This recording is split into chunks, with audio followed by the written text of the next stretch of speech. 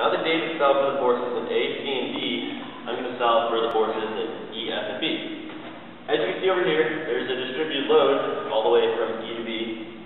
So I'm going to break it up at E to F and from F to B.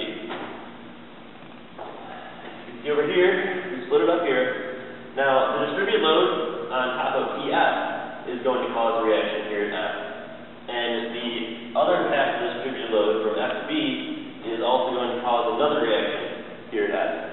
So in the long run, we're going to have to account for both of these, saying that we're going to add them up and say that that is force F acting down on the girder.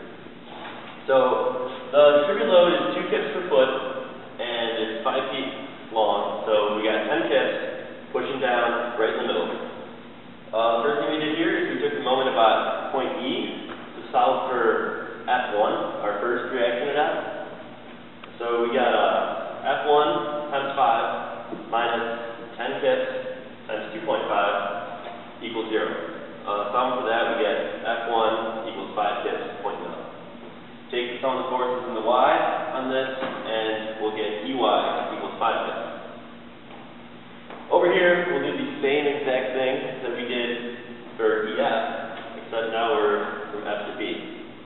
We'll take the moment about B, and we will solve for Fy2 pointing up, which happens to be 5 kips also. And sum of forces in the Y would make Dy also equal 5 kips.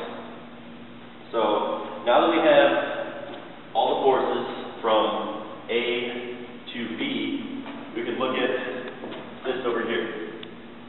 We established earlier on that the force here at A was 0 because there was nothing pointing down on the floor beam from A to C. We solved for CY. It ended up being 2.4 kips pushing up right here, which means that it's 2.4 kips pushing down on the girder.